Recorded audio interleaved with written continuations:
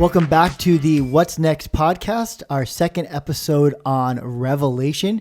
Yeah. We are having a lot of fun with this. It's been a great time. We hope you're enjoying this.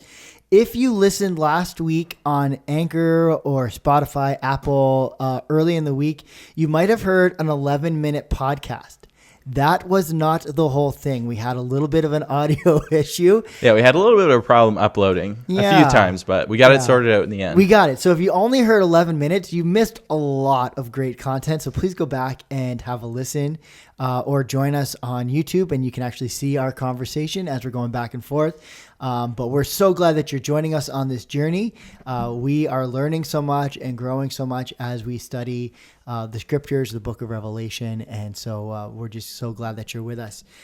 And so last week we kind of did like an introductory. We just talked about some of the different perspectives, some of the different methods of understanding the book of Revelation. And so today we're going to build on that. We're going to talk about symbolism. Ooh, this is going to be a good one, guys. I'm excited. Yeah. And a little bit of the structure. We're not going to do a full layout of the structure of Revelation. We're really going to focus in on Revelation chapter 1 and kind of how that sets the stage for the rest of the book. And the ways that it helps us understand what's happening and what's going on, and talking about that. So I think the big first question that a lot of people struggle with is, do you take the book of Revelation literally or figuratively? Yeah, and there's kind of two different camps and two different opinions about that, right? Like some people, and this especially applies to Revelation because of the type of literature that it was, and we talked about that in the last genre, but really it's throughout the whole Bible. There's this question of how should I interpret things? Like, should I take these symbols to be like actual things that John saw when he was transported into the future, or is this a symbolic representation of things that he saw? Like, how am I supposed to understand these like really elaborate kind of visions that he had? Mm-hmm. It's almost like, is this supposed to be a Back to the Future type episode? Yeah, exactly. Or is it something much more allegorical? Yep. Like our favorite example from the last episode will probably be your favorite example is like, are the locusts like really Apache helicopters? Like, how are we supposed to understand what does a locust mean? Is it a real locust? Is it a symbol for something that's going to come and consume? Or is it an Apache helicopter? How are we supposed to figure this stuff out? And so one of the important things that are to understand is what's called a hermeneutic. And so what? A hermeneutic. Are we hermits? No. Yeah. A hermeneutic is when you are looking, it's how you interpret something, how you understand something. And so a hermeneutic is all about the method of how you go about understanding what something is about. And so as we are unpacking the book of Revelation, we have to understand what is a good hermeneutic, what is a good method of interpretation, and what's a bad hermeneutic, what's a bad method of interpretation. So that's what we look at a lot as pastors. Like, we have a specific way we've been taught to interpret and understand the Bible based on the overall scriptures, based on how things came about in ancient times, how things were written, cultures, historical context. That all plays into our hermeneutic, the way we interpret and understand the Bible. Yep. And so that's what we're talking about today. And we all do hermeneutics in our own way on different things. Yeah, for sure. We were even talking beforehand about like, you know, where do we see this word hermeneutics? Because it's not something we talk about. But where do we see a method of interpretation in our culture? And one of the things that if you're on YouTube and if you like movies, like there's a whole kind of like space on YouTube that's just dedicated to hermeneutics. It's people having fan theories about Star Wars, or we've been watching WandaVision. I don't know if anyone else has been watching it. It's so good. We're waiting for episode 8 that's coming out this Friday. Man, we're excited. I think it might be the season finale. It is. Maybe. I'm expecting a big cliffhanger. Yeah, that's gonna make me so there's a big frustrated. cliffhanger at the end of the last episode, but Nathan, who's switching for us behind the camera, hasn't seen it, and we don't want to be the people who spoil movies. I hate spoilers. Can't stand it, but if you go on YouTube and there's all of these videos that are pointing out all of these different things and Easter eggs and movies and trailers, and they're looking to try and interpret it to find meaning. And that's really what hermeneutics is. It's what is the methodology that you're using to do that. And so if you think about something like Star Wars and this latest trilogy that just came out, there was so much hype around who is Snoke. And I watched this one video where people were talking about how they had this theory that it was actually Jar Jar Binks that was Snoke, and that he was actually like the master, like Sith Lord behind everything that was happening in Star Wars. Jar Jar Binks. Exactly, yeah, because he was like, he just pretended to be this guy who didn't know what was going on. It was really goofy, but really he was like the brilliant mastermind who was hiding in plain sight the whole time. And they had all these like things that they saw and clues, and they were doing hermeneutics. It was a methodology that they were using to interpret.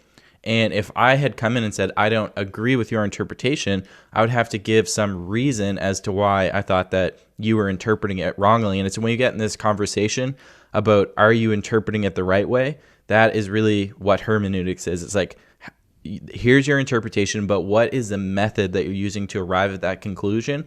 And is that method a good one, or is there a better one?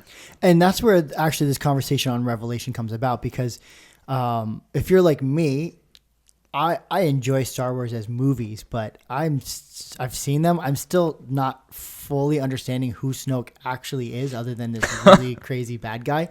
So Snoke was created by Palpatine. Yeah, whatever that means. So Nathan's nodding, so I got it right. Yeah. I'm pumped. So you're like, well, why are they talking about Star Wars?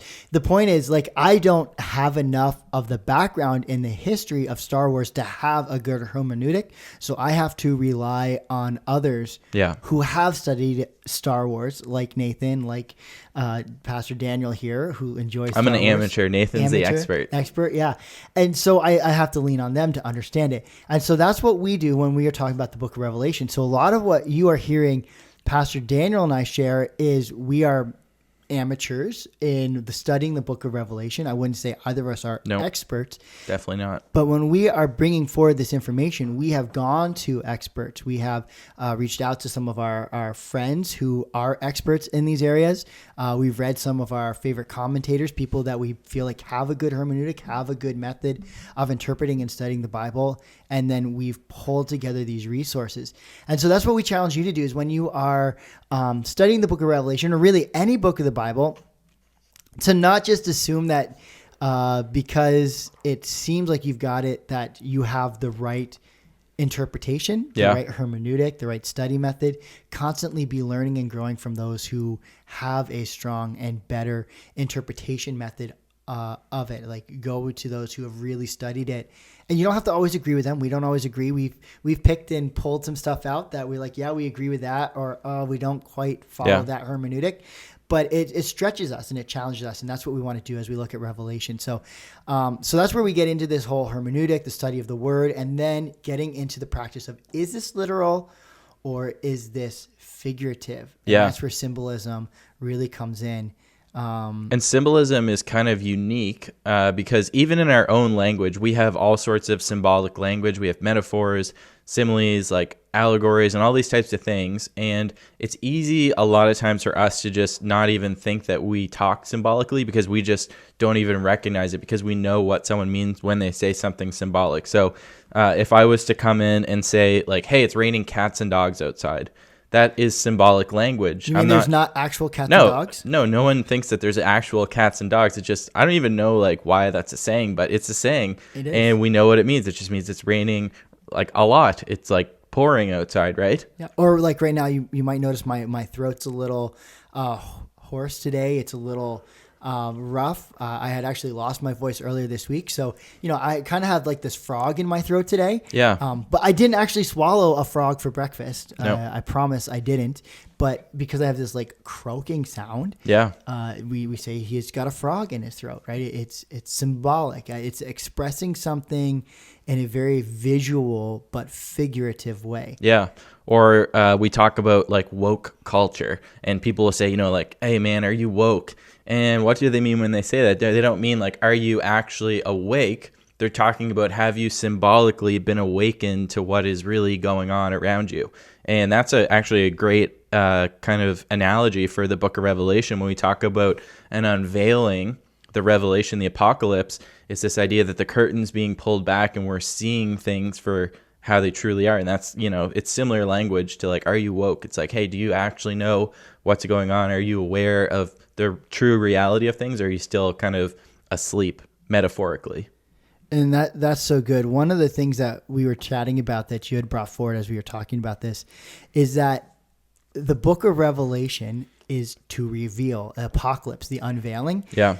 So if we are getting so caught up in the book of Revelation that it starts to feel convoluted and unexplainable, then we're missing the point, because the whole point of the book is to actually help us understand something. Yeah. So if we're not understanding it, we're going too far. Yeah. We've done something wrong. It's this idea, like, if we get so caught up in the details and looking for secret clues of what's going to happen, and it's like, wait a minute, this book was meant to reveal something to these people.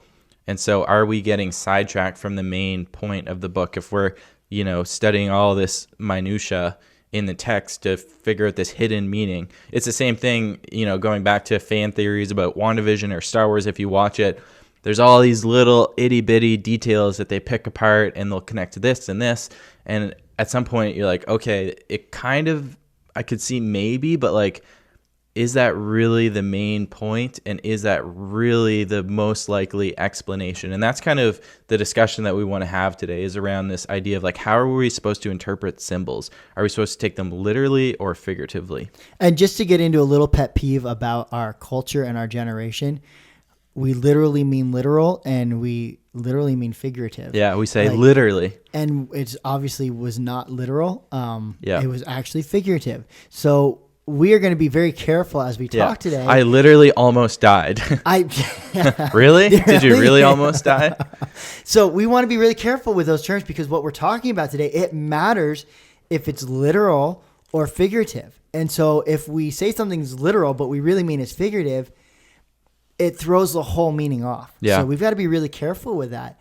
So we're going to be talking about today what is literal and what is figurative. Yeah. And we're going to be looking at Revelation chapter 1, verse 10 to 20 as kind of our text for today. We're going to work through that. And then we're going to jump to Revelation chapter 5 as kind of like a quick case study on a key term. Yeah. But just one more explanation, one more method of understanding this, interpreting this, seeing how this plays out. One of our favorite series of books, there's some movies on it, is C.S. Lewis. Yeah. And Narnia.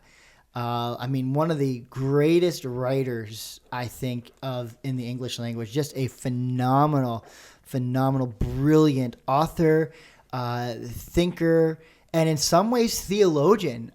He would not classify himself as a theologian. He was definitely had more impact than a lot of theologians. But yeah, like if we named off the theologians that we read over this weekend, Beale, Moo, Osborne, there's a whole bunch of guys that we read through. They mean something to us and to maybe some of our colleagues who do this, but it doesn't mean anything to many of you. But when we say C.S. Lewis, you're like, yeah, like that guy could write. And yet the theology that he wove into the allegory, the story of Narnia, I think has formed theology for so many Christians and even non-believers, because that's how they heard the message. That's how it was unveiled to them, was through this allegory that he wrote. And there's so many symbols of them. And I've heard people like take C.S. Lewis and the Chronicles of Narnia and like really gotten down into every nitty gritty detail. Yeah. Why do all the animals speak? What does that mean? Who is Father Christmas really? And even with Aslan and the lion, like there are scriptural moments where it talks about God as a roaring lion. Yeah. But God is not actually a lion. It's to help you see the imagery of it. And even some of the atonement theory that's expressed in C.S. Lewis, it's perfect for the story, but is not great theology necessarily. It's not a great hermeneutic of an understanding of the scriptures, but it's powerful and it's transformative, and it does help form our theology because he is such a good writer. And so when we look at stuff like C.S. Lewis and Narnia, it helps us understand as we read Revelation that there are some things that are meant to be symbolic and only to be taken so far, and some things that are more, allegorical, some things that are more literal, and it's just distinguishing between those. That's so important. And I think like thinking of Narnia, it's in C.S. Lewis in general, it's a really good, because you could ask the question like, okay, if symbols are so confusing and we don't know what's going on, then like why use symbols at all? Like why not just say exactly what you mean? But the reason that we as humans love symbols is because it kind of activates our imagination, and symbols allow us to almost communicate more broadly than if we were to just say exactly what we meant. Like symbols have a certain like they activate our imagination, and they allow us to stretch words beyond their natural sense. And so there's a lot of value in using symbols, and we use symbols all the time, and we understand what they mean. So it's not impossible to interpret a symbol, but it is more complicated than if you're reading like, a scientific manual that says exactly what it is. But we don't like reading scientific manuals. We like symbols. We like imagination. We like stories. And this is why they're in the Bible, because we connect with them. And going back to last week, part of it's historical as well. Like there are symbols of certain people at that time, certain systems at that time, that if they, if he specifically called out Nero or Diocletian or the Roman emperor worship, like very literally, then he literally would have been put to death. Not figuratively. Sure. He literally would have been put to death. And so, symbols allowed him to communicate these great ideas, these great understandings of what's happening in their culture, that would be openly able to be read in church without causing part of it was like a kind of like political critique. And, if you want to write something about political leaders, someone who is an authoritarian government, you may not want to come out and blatantly say it. So you create an image that everyone understands this is who you're referring to. But then, if you get pressed, it's like, oh, I'm not talking about you. I mean, obviously for John, he was exiled to Patmos, so he wasn't completely like under the radar. But I think, that's definitely a good point. So why don't we go ahead and just read through Revelation chapter 1, 10 to 20, because so the reason that we're focusing in on this is because there is a very symbolic description of Jesus in this passage, and it's really the first vision that John talks about in the book of Revelation. And so we're going to read through it, and we're going to kind of highlight as we're reading the different symbols and the symbolic language that's in there. So we'll read through, then we'll talk a little bit about how we should interpret symbols generally, like some like more concrete steps. We've kind of talked a little bit more broadly, and then we'll go back and actually try and apply those principles to this passage. Yes. Do you want me to read that this week? Sure. Okay. Yeah, you can read this week. So Revelation chapter 1. So what version are you using? And I'm going to be using the New Living Translation. All right, I'm going to pop that up. This is what we typically use on Sunday mornings at Hillside. I know there's a lot of debate around translations. We're using New Living Translation because it's very easy to read and to grasp. But we also use other translations as we're studying, as you should as well. So New Living's a great translation. So we're going to start off with that, and then we'll go from there. So Revelation chapter 1, starting verse 10, reading through verse 20. And so how about like let's just give each other permission to stop, or if I stop you, don't be offended. Because if we see something symbolic, let's just kind of like point it out as we're going. But then we'll come back and visit what it means, or how do you want to do that? Okay, cool. So it was the Lord's day, which would be Sunday, just to help out with that. And I was worshiping in the Spirit. The Lord's day is different than Sabbath, just to clarify. Suddenly I heard behind me a loud voice like a trumpet blast. Mm-hmm. And so I want to stop you right there, because I think we ran into our first symbolic language. So if you think about what John is saying here, he's saying that he was in the Spirit on the Lord's day. So he's worshiping, and I imagine him in sort of some type of like meditative state. But then he says that he heard a loud voice like a trumpet blast behind him. And as we're going to see, he says that he turned around to see who was speaking to him. But the question is, did he actually hear the voice from literally behind him, or is he speaking figuratively of in his meditative state of being in the Spirit? He heard something in his mind that was almost more like a vision, and in the vision, he heard something behind him. And then so the question is, does he turn around literally to see something, or does he turn around kind of in his mind to see what's figuratively behind him in his mind? So we'll get to that. Yeah, this is it though. Should we interpret this literally, or is this figurative speech? So One thing to that, as we're talking about this, is that there was this this doctor who was teaching students in the 1940s in Maryland. And he's a professor at the University of Maryland at the School of Medicine. And he instructed his interns. He said this: when you hear hoofbeats behind you, don't expect to see a zebra. Or as many people's favorite Dr. House said, when you hear hooves, think horses, not zebras. And it's the idea of when you read something, go for its most likely understanding, and then build from there. It's not that it never is a zebra, but first look to see if it might be a horse. Yeah. And so as we look at this and we talk about the turning around, it might be literal because that's the easiest thing to understand, but there is some nuances to this idea of turning. And as we go through these other symbols, it's what leads us to understanding that turning might be something more than just literal. Yeah. Like I would take it to be not a physical turning because he's having this vision, but anyway, we can get into that when you a get bit into more. the Greek, there's a directive there that also makes it seem like there's more going on than just the literal turning. All right, so we digress. We can keep going. We'll keep going. Okay. So it says, write in the book everything you see and send it to the 7 churches in the cities of Ephesus, Smyrna, Pergamum, Thyatira, Sardis, Philadelphia, and Laodicea. These are literal cities. So again, these are not figurative. Yeah. When I turned to see who was speaking to me, I saw 7 gold lampstands, and standing in the middle of the lampstands was someone like the Son of Man. He was wearing a long robe with a gold sash across his chest. His head and his hair were white like wool, as white as snow, and his eyes were like flames of fire. His feet were like polished bronze refined in a furnace, and his voice thundered like mighty ocean waves. He held 7 stars in his right hand, and a sharp 2-edged sword came from his mouth, and his face was like the sun in all his brilliance. When I saw him, I fell at his feet as if I were dead. But he laid his right hand on me and said, "Don't be afraid. I am the first and the last. I am the living one. I died, but look, I am alive forever and ever, and I hold the keys of death and the grave. Write down what you have seen, both the things that are happening now and the things that will happen. This is the meaning of the mystery of the 7 stars you saw in my right hand and the 7 gold lampstands. The 7 stars are the angels of the 7 churches, and the 7 lampstands are the 7 churches." Awesome.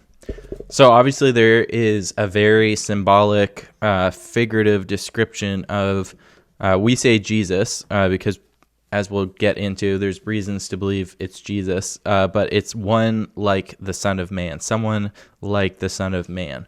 And so we'll talk about that more, but I mean, you know, like his head and his hair were like wool, as white as snow. So they weren't literally wool, but they had some resemblance to wool in their color. Eyes were like flames of fire. So again, it's not that his eyes were literally flaming, but this is the language that he's using to describe what he has seen in his vision. For any of you who are married or have a significant other, I'm sure you have seen eyes like flames of fire when you have been judged for falling short of an expectation, just to help with that visualization. There we go. Again, it's just there's a lot of symbolic language. Like his feet were polished bronze, like they were refined in a furnace. His voice, it thundered. It was like mighty ocean waves. We know what that's like here in Nova Scotia. We got the ocean, which is awesome. And, you know, there's a sharp 2-edged sword coming out of his mouth, so that's not safe. Was he a sword swallower? I think so. Oh, okay. Yeah, this one like a Son of Man. Oh, sword swallowing. It's in the Bible. Yeah, and then he says that he's the first and the last. He's a living one. He died, but look, I'm alive forever and ever. So that kind of, gives you a clue to who this person who's like the Son of Man is, because there's only one person who's died but then is somehow alive again.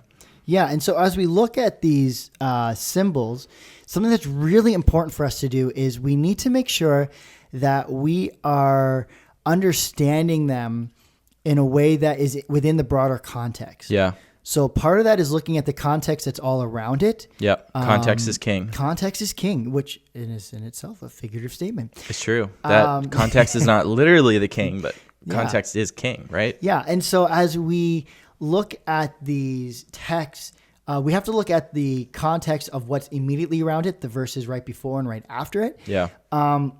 And then we also have to look at the whole, finding times it's used in other situations in the same book. Yep. And then other ways it's used in other ways, in other contexts, in other books. Yeah. And then that helps us really understand what it's about and not holding too tight to our first impression of what it might mean until we've taken the time to really develop it across a broader understanding of the scriptures. Yeah. And so this gets into more of the like specific steps and how are we supposed to interpret symbolism, and exactly what you said, context is king. The second step, which you mentioned, would just be to look for symbols that are repeated, especially close together. So again, the context is like, if there's something that's in, let's say Leviticus, then there's something in Revelation, like those are pretty far apart.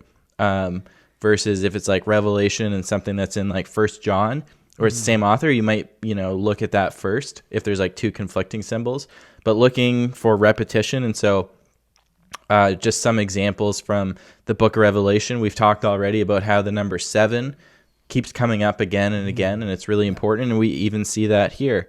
How many churches are there? There's 7 churches, and there's 7 stars, and there's 7 angels. So 7 is a very significant number. We see 12.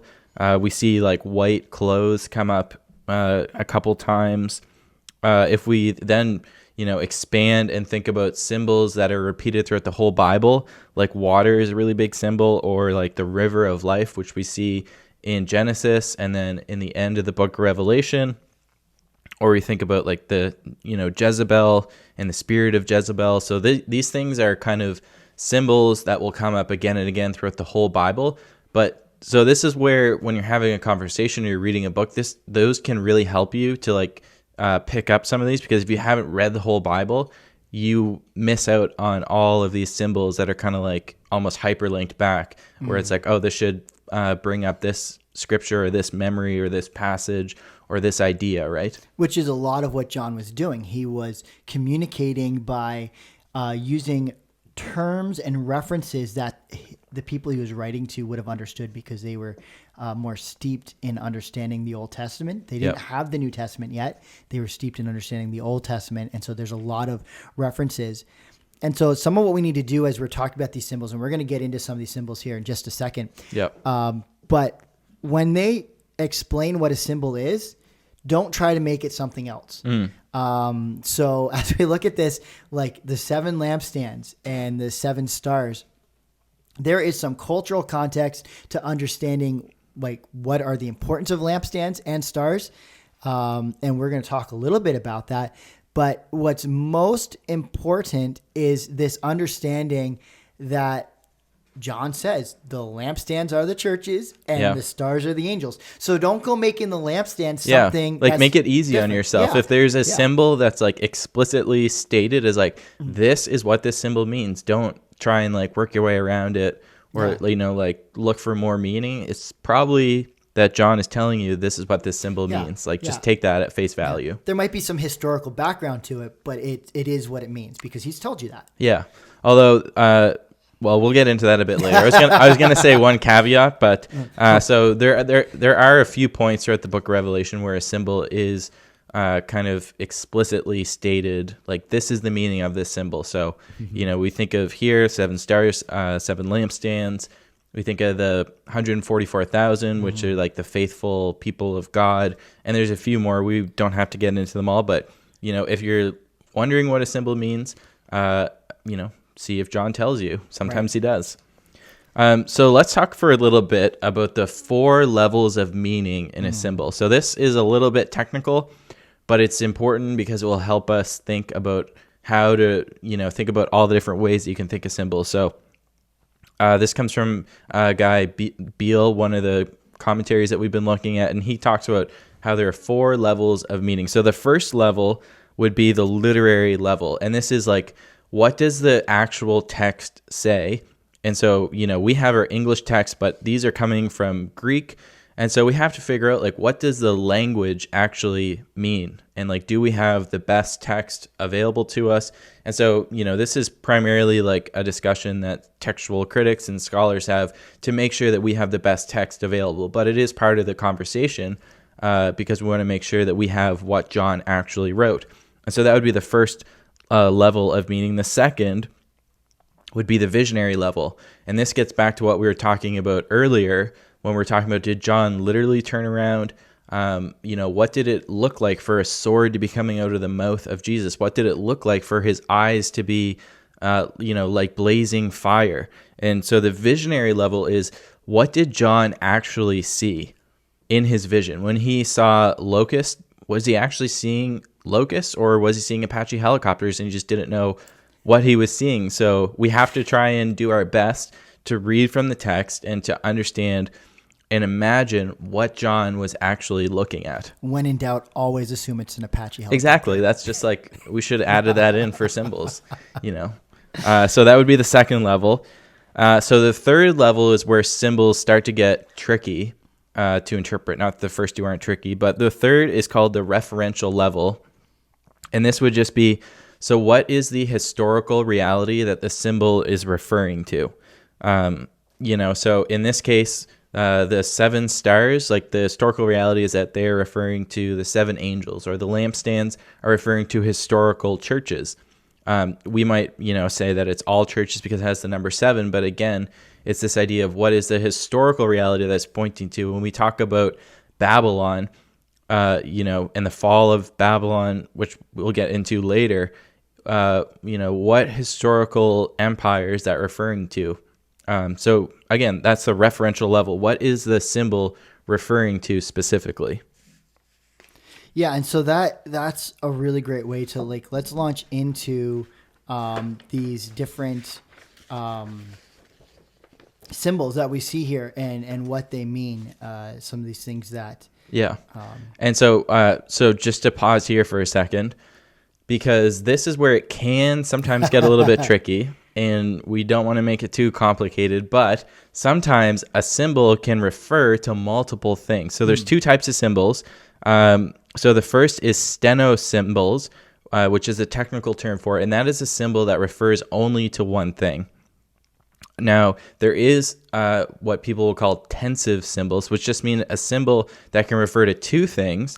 And an example of this in the book of Revelation is from chapter 17, verses 9 to 10, when John explicitly says that, so there's 7 hills, the 7 heads of the beast in that, vision. He says they represent the 7 hills, and that is referring to the 7 hills that were surrounding Rome, or in the region of Rome. It was a common thing that people referred to, like the 7 hills. You're referring to Rome. So he says that it refers to that, but also he says the 7 heads refer to the 7 kings. And so in that case, the symbol, those 2 things are definitely related, but they do kind of refer to 2 things. And so, again, this is dangerous because it can open up the door for people to say, oh, well, a symbol can refer to an infinite number of things. And this is where we have to come back to hermeneutics, and we have to come back to the idea that you need to justify your interpretation. If you think that the locusts are Apache helicopters, you have to provide some reason for why you think that that's the case, and why you think John, is making that symbol refer to Apache helicopters. And so you can't just make baseless claims, but sometimes a symbol can refer to multiple things. And then, so that's a referential level. What is the symbol referring to? And I guess another thing to add in here is sometimes there's the question of, so for example, Babylon, is it referring to only one historical reality, or is it referring to a type of being in historical reality? So is it referring to Rome, or is it referring more generally to empires and kingdoms that don't view God as their king and just do whatever they want? And so that's, comes into more of the idealist approach that we talked about last week, where a symbol can take on multiple meanings, even if it is referring to historical reality. Okay, as we know, Pastor Daniel is an idealist. I am. I'm very ideal. Okay, so the fourth level, and this is I think the most important. You got to do all the legwork to get to this point. But this is the question of the symbolic level, which is, So there's a symbol and it's referring to something, but what is the relationship between those two things? What is it trying to communicate to us? And this is really important. And we're going to, go through and talk about really the symbolic level with what we just read. And so we'll get into that. But it's a question of like, what is John saying about the historical reality? So, for example, if John is calling Rome Babylon, in the city of Babylon, then what is he saying? Like, what is the relationship between those two things? If you think about it, Babylon didn't really have a good reputation, so it's probably he's critiquing Rome in that case. And we're going to get into Revelation chapter 1 and the vision that he has and really focus on the symbolic level. What is he actually trying to communicate by the symbols that he's using and what they're referring to? Yeah, and so as we get into this, we start with these lampstands, right? We start with this. He turned and he saw these 7 gold lampstands. Yeah. And there is actually Old Testament background to understanding this. We see that it means that they are the churches. It represents the churches. But what is John trying to communicate about the churches? Yeah, exactly. And so that's where we get into this symbolic use of these lampstands. And it's not that he didn't physically see lampstands, but he understands that whether these are physical or figurative, literal or figurative lampstands, they denote a particular meaning about the churches. Yep. And so it goes back to Exodus chapter 25, verse 31 to 40, where God tells Moses and Aaron that they are to build, to create these lampstands for the temple. This is where the menorah comes from. Yeah. It's this lampstand with 7 candles. Yeah. These for Hanukkah, it was the idea that the menorah was able to be lit on a low fuel reserve. Yeah. And so in this situation, there's 1 lampstand with 7 candles, but now there are 7 lampstands. So it signifies that the Spirit of God has gone out from the temple and is now amongst all these churches, which is this beautiful imagery that is drawn from Exodus chapter 25. And it actually, Zechariah actually ties it all together in chapter 4, verse 2 to 10. He actually connects that these lampstands are God's Spirit that is in the temple. And then in Revelation, we're seeing that the temple is now the church. It's the people of God. And so this use of lampstand, it seems strange to us when we read it initially, because they're like, why lampstands? Why does the church represented by lampstands? Because it represents the Spirit of God and the temple of God now inhabiting the church rather than being a physical location in Jerusalem. Yep. And this is something that, we don't see this exact symbol show up, but it's a common theme in the New Testament. This idea that the Spirit is what kind of signifies the people of God or designates them as the church and as the people of God. And because that's where God's Spirit dwells, that's where the light shines into the darkness. Yeah, exactly. Yeah. So that would be kind of talking a little bit about like, where does this idea of a lampstand come from? It doesn't come from a vacuum. There's kind of a history of the lampstand and the meaning that's associated with it. And so when you think about that and think about what it's representing, you can kind of see where that symbol and where that vision comes from, the meaning behind it. Mm-hmm. What about this idea of, standing in the middle of the lampstands, this is verse 13, was someone like the Son of Man. What is the Son of Man, and, why is it talking about a Son of Man? Like, what does that even mean? Aren't we all the son of a man? So Son of Man was this expression that comes specifically from Daniel. Daniel's the originator of using this term Son of Man. And he uses it in Daniel chapter 7. And it's this vision that Daniel has, very similar to what John experiences. And he talks about this Son of Man in contrast to this beast that rises up out of the sea, which we actually see later in Revelation. Yeah. We see this beast rising up out of the sea in conflict with. And in Daniel's vision, there's 4 that continually rise up. Yeah, and we also see in Daniel when we see Shadrach, Meshach, and Abednego, when they are thrown in the furnace of fire, there's one like the Son of Man who's appeared there. And so it's this brilliant imagery of this godhood that is represented in humanity, and Jesus picks it up. Yeah. And Jesus uses this. In his culture back then, it was blasphemy to say that you were of God. And you certainly couldn't say that you were the Messiah. Like when Jesus asked people, like, who do you say I am? And they're like, you're the Messiah. He's like, well, you finally got it right. But he never himself straight out said it, because that was just not allowed. But he did pick up this term, Son of Man. Yeah. Nobody else called themselves the Son of Man. So it was safe because, like you said, well, we're all sons of men or daughters of men. Yeah. That's just biology, but he meant something more to that. He meant more about it being of Adam, right? This second Adam type thing. And so by picking up this Son of Man, there's this understanding of he is a descendant of Adam. He's the second Adam. But he's also some kind of deity. There's a power wrapped up in this understanding of the Son of Man. Yeah, and if you think about the vision that Daniel has, there's these 4 beasts, and we call them beasts, but really if you read what they're actually described as, they're really just all these like different kind of weird animals mixed together. Like almost those things where it's like different head, different body, and different legs, and you kind of spin them and get all these weird combinations. It's like these 4 things rise up out of the sea, and they're really weird. And then there's actually something that rises up, and it's more like a human.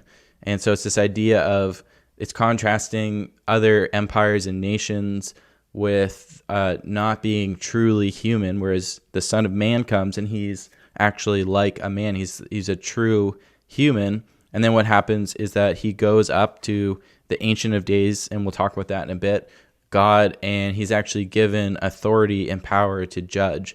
And so that's really important too, is this idea that like it's this Son of Man who's coming up to the Ancient of Days and actually is given the authority of God to judge. And so an important part of this is that between the writing of Daniel and Ezekiel and Zechariah, there is this intertestamental period, this time in between the Old Testament and the New Testament. It's about 400 years or so. And there's a lot of powerful things that were happening during that time, a lot of things happening in the world that aren't written in our Bibles but are written down historically. But part of what was taking place there is this development of the theology of the Messiah. Yeah. That God was going to send a redeemer, a Messiah, to come and save his people from Babylon, from people like Babylon, from Roman rule. And so they looked for this Son of Man. They had developed this theology around this Son of Man that is seen in Daniel. So when Jesus refers to himself as the Son of Man, he might not be using the blasphemous terms of Son of God, but he is saying to the people who have been developing this theology that I am him. I'm the Messiah. I have come to bring redemption to the world. Yep. And so that's very powerful in this imagery. John is reminding people that this is the Messiah. This is the Christ. This is the Redeemer. Mm-hmm. Yeah.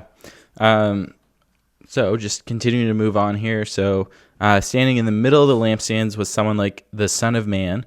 And then it says he was wearing a long robe with a gold sash around his chest. And so why would Jesus be wearing a robe and a sash around his chest? So this has a lot to do with the culture. Yeah. If you look at Revelation chapter 15, again, we're keeping within the book. Yep. We see that angels in Revelation chapter 15, verse 6, were wearing shining linen and gold sashes around their chest as they were getting ready to pronounce judgment. And then we go to the wider context, going back to Daniel and his vision. Daniel chapter 10, verse 5, the angelic messenger wearing a similar outfit, a divine messenger, some spiritual authority. Now, this does not mean that this person wearing it himself is an angel, but it's demonstrating that in the white linen, in the gold sash, that there is authority to have direct authority and judgment on behalf of God over the world, over people, over creation. Yeah, and a lot of people will also draw out the like priestly implications of this. So this isn't exactly what the priest would wear, but it's similar. And so a lot of people are thinking, there's already the imagery of the temple with the lampstands, because that would immediately bring up the idea of inside the temple in the holy place. There's this idea that this person, this one who is like the Son of Man, it has this priestly authority to mediate, and that's really what a messenger, like the priest was meant to bring the, kind of be the mediator, be the person that go between the people and God. And we see that here, that there's this person, and he is going to be the one who's giving the message to John from God, like he is revealing something. Yeah, and to be careful not to push this imagery too far, but seeing Jesus as the high priest, which they talk about in the book of Hebrews. And when it says in the middle of the lampstands, a lot of people interpret that as it's more of a verb. So a lot of people see that as the action of tending to the lampstands, not literally standing like in between lamp 4 and 5, but actually moving in and about them, tending to them, which was actually the role of the priest, to tend after the lampstand. And so it's showing Jesus is tending to and in charge of the churches. Which we'll see, as we move on to the letters to the 7 churches. That's very much a key theme, is that Jesus is the head of the church. Yeah. And then Jesus has white hair. Yeah. A lot of people in our culture, we dye our hair darker. Yeah. We don't want to turn But Jesus white. is cool. He is. Don't want to be gray too early. Yeah. He's got that white hair, that flow. Yeah. And you mentioned the Ancient of Days. Yeah. So again, going back to Daniel chapter 7, it's a very significant portion of scripture that comes up a lot, but there's one who is called the Ancient of Days. This is what it says. As I looked, thrones were placed, and the Ancient of Days took his seat. His clothing was white as snow, and the hair of his head was like pure wool. His throne was fiery flames, and its wheels were burning fire. So again, there's this idea that there's the Ancient of Days, and what's more appropriate than for an ancient one to have, the sign of wisdom and old age. It's the white woolly hair. Yeah, and this goes to Proverbs chapter 20, verse 29. When people are talking about they don't want to look old, they don't, they want to dye their hair. Proverbs chapter 20, verse 29, I like to remind people, it says that gray hair is the crown of wisdom. Meaning that the life experiences that you've had that brought you to the point where you have gray hair or white hair, it's a crown. It designates that you have experienced life and you have gained wisdom. And so it's using the same imagery here, that his white hair is a sign of wisdom. And it's also interesting because the Ancient of Days in Daniel 7, he sits down on the throne, which is it says he sat down like on the judgment seat on his throne. And so again, there's this idea that the Ancient One has the authority to judge. And in Daniel, it says that dominion was given to the Son of Man as he goes up. And so it's this idea that this is someone who is a big deal. This is someone who has authority. And this Son of Man is being described in terms of the Ancient of Days, who is God. And so again, there's this theme in the New Testament of attributes and descriptions of God from the Old Testament then being applied to Jesus. And this is one of the arguments that, a very early kind of what we call Christology, high Christology, that people were beginning to understand that Jesus wasn't just some person who was born, but that he was the Ancient of Days. And so you see this kind of description being transferred onto the Son of Man. Yeah. All right. So we're going to keep going through these symbolisms. We're going to pick up the pace here a little bit because we need to get to the key of what all these symbols are about. Let's do it. So flaming eyes refers back to Daniel chapter 10, verse 6. Yep. Messenger of judgment. We've already talked about your spouse or significant other. When you fall short, they're judging you. Flaming eyes. You've all had them, right? If their eyes could kill, right? Or their eyes are like daggers, right? Similar idea here. Bronze feet. There's a lot of question around the bronze feet. Yeah. But again, it goes back to Daniel chapter 10. Yeah, and it's really a better conversation to have around understanding Daniel chapter 10. John's just kind of referring back to this to help you get an image. Mm-hmm. So it means refined by fire, mineral purity. There's some strength in it. Like bronze was one of the strongest metals they had as an alloy. It was one of the first alloys they created, the Bronze Age. So, let's not get too deep into that there. Yep. Mighty voice, Daniel chapter 10, verse 6 again. Ezekiel chapter 1, verse 24, verse 43, verse 2. God's voice is mighty. Yeah, it's described kind of like the sound of rushing water. So again, it's this idea that how God is described now, the Son of Man is being described in a similar fashion. Yeah, if you've ever been near a waterfall, There's power in that. There's power. It's deafening, right? Or, to the ears. If you go down to the ocean, it's a wavy day. Like you just are like, wow, this ocean is so powerful. Like there's so much energy in it. Yeah. In his right hand, he held 7 stars. Right hand is authority. Like culturally, when something is in somebody's right hand or somebody's sitting at the right hand, it is authority. That's why the disciples were fighting over, Jesus, who's going to sit at your right hand? Yeah. They're saying, who's going to be the greatest of us? Who is going to have your authority to enact on others your will or our own will?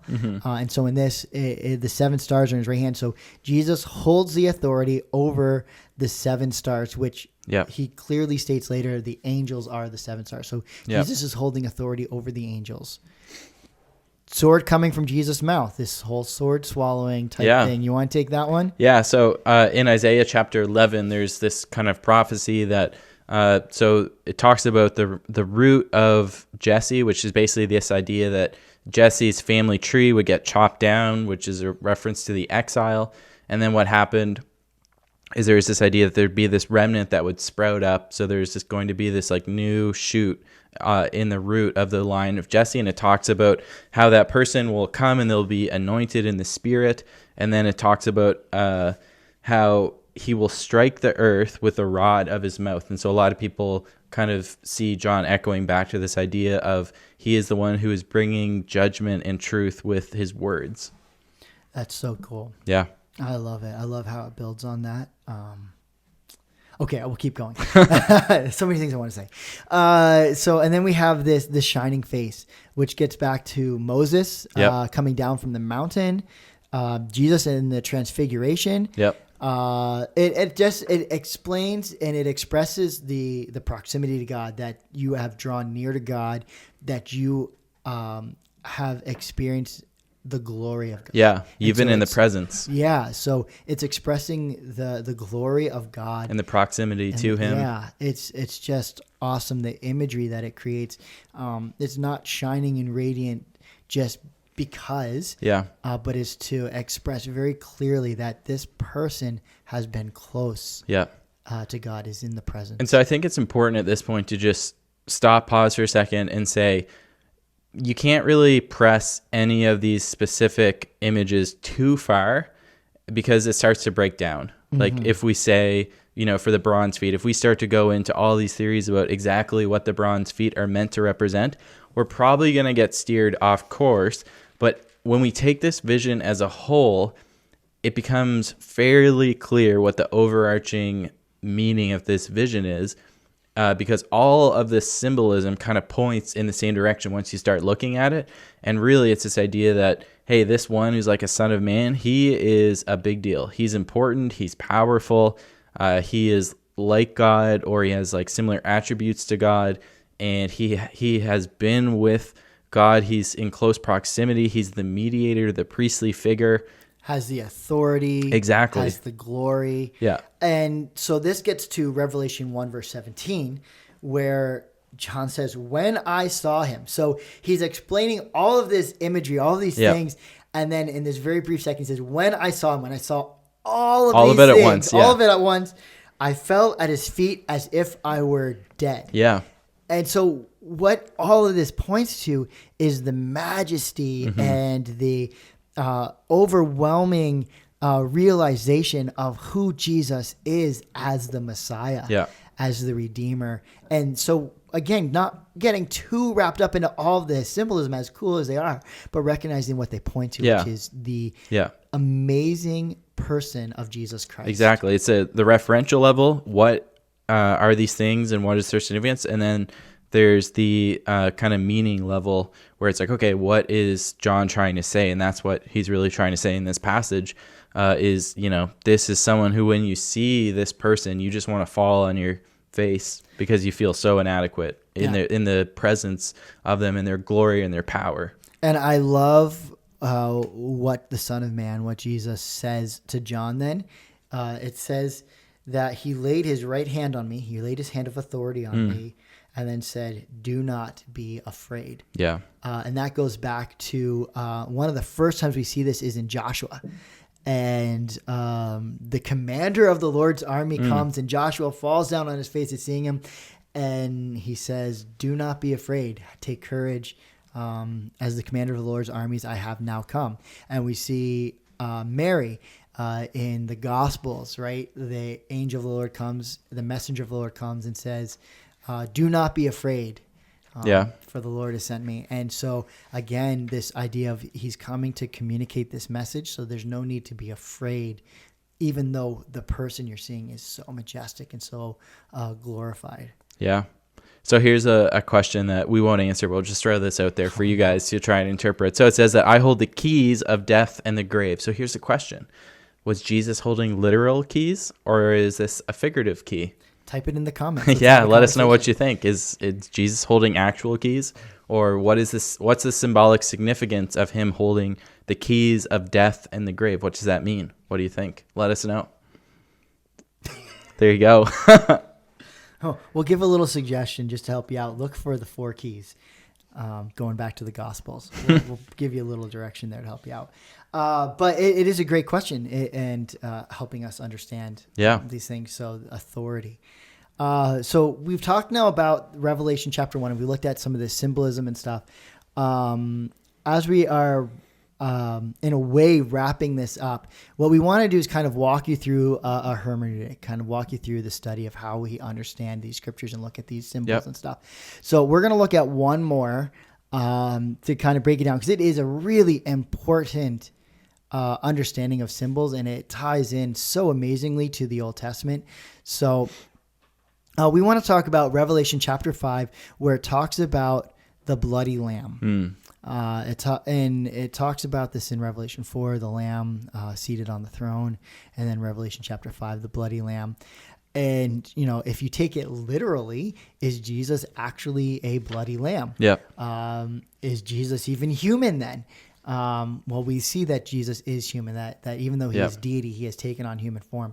But there is a figurative aspect to this that is so important when we look at the broader aspect of who he is. So let's talk about that for a minute, and then we'll kind of wrap up this conversation on symbolism. Yeah, so just one verse here, Revelation chapter 5, verse 6. Then I saw a lamb that looked as if it had been slaughtered, but it was now standing between the throne and the 4 living beings among the 24 elders. And so there's this description of this lamb that comes up, and we want to figure out, who is this lamb? And people are singing, "Worthy is the lamb who was slaughtered." What's the lamb? So again, staying within the context, the hermeneutic of understanding the authorship. Yeah. We see in Revelation in chapter 4, he talks about the lamb who sits on the throne, the one who's come forward. Yeah. But assuming that John the Apostle wrote this, going back to last podcast on the authorship conversation, when we look at John's other writing, when he wrote the Gospel of John, chapter 1, he tells us who the Lamb is. He says in John chapter 1, verse 29, the next day, John the Baptist saw Jesus coming toward him and said, "Look, the Lamb of God who takes away the sin of the world." So John the Baptist very clearly communicates, and John the Apostle extends this, saying Jesus is the Lamb of God, the one who takes away the sins of the world. And going into verse 36 there, John looked and declared, "Look, there is the Lamb of God." So John the Apostle understands from John the Baptist, which there's some belief that John the Apostle is actually first a disciple of John the Baptist and then a follower of Jesus, that he understood Jesus to be symbolized as the Lamb of God who takes away the sins of the world. But what does that mean? Yeah, where does that come from? Where does that come from? So now we're going to go back even further. We're going to go back to Isaiah chapter 53. And when we look at Isaiah chapter 53, some of you may know this. It starts off in chapter 1, in verse 1, 53, verse 1. Who has believed our message? To whom has the Lord revealed his powerful arm? And then it gets into this description of the servant who will be the Messiah. And when we get to, where is it here? Verse 7. Verse 7, thank you. Yeah. chapter 53, verse 7, he was oppressed and treated harshly, yet he never said a word. He was led like a lamb to the slaughter, and a sheep is silent before his shearers. He did not open his mouth. So there's this expectation of this lamb who is getting ready to be slaughtered for a meal. Yeah. But a very particular meal. Yeah. So what meal is that? So now we're going back even further. Ooh. To Exodus. Here we go. And in the book of Exodus, we have the preparation for what is the final plague, which is the death of the firstborn. And God is going to, the angel of death is going to strike down the firstborn of every family, the firstborn son of every family. But the Israelites were instructed to take an unblemished lamb and to sacrifice it, and then to mark the posts of their doors with the blood of the lamb, and then to have this meal with the lamb. And when the angel of death would come, the angel would see the blood on the door, and they would pass over, hence the term Passover. They would pass over that house and not kill the firstborn son in that family. And so it became known as the Passover Lamb. And they were instructed to celebrate this every year at the time of Passover, because it was part of the redemptive work God was doing to restore and to release his people from captivity and to Exodus, to bring them out of Egypt. And so there became this understanding, this expectation that there would be this lamb, this sacrifice that would be taken, because the expectation was the firstborn son, because they were spared from death, they were now dedicated to God. And there was this sacrifice that was supposed to be done to redeem the firstborn son. And so Christ is the redemption of that firstborn son. Christ is that redemption, the Passover lamb that was to set us free. And so... Yeah, and what's interesting is Jesus also connects himself to the Passover at the Last Supper with the disciples. Like, he explicitly identifies that, you know, before this meal was supposed to represent the body and the blood of the lamb, but now it represents me because I am the true lamb. And just an interesting tidbit of information. If you read the Gospels carefully, you'll see that the Gospel of John and what's called the Synoptic Gospels, Matthew, Mark, and Luke, they actually differ on the day that Jesus was crucified and the time. And so in the Gospel of John, Jesus is crucified at the hour when all of the Passover lambs were being sacrificed. So John sets it up as this dramatic finale where the Lamb of God is sacrificed in the exact hour when all the Passover lambs would have been sacrificed in preparation for the Passover meal. So it's interesting to see how he weaves that theme in throughout the whole book. Yeah, and so then going back one more step in our Old there's Testament, another step. There's one more step. And that's the thing. There's this beautiful imagery that ties it, that weaves it all together. Genesis chapter 4. So Adam and Eve have sinned. They've been removed from the garden. They've had children, Cain and Abel. And they bring their sacrifices to God. And Abel brings a lamb. And Cain brings fruits and vegetables. And a lot of people think God was upset with Cain because he brought fruits and vegetables and not a lamb. But that's not actually what the scriptures are talking about there.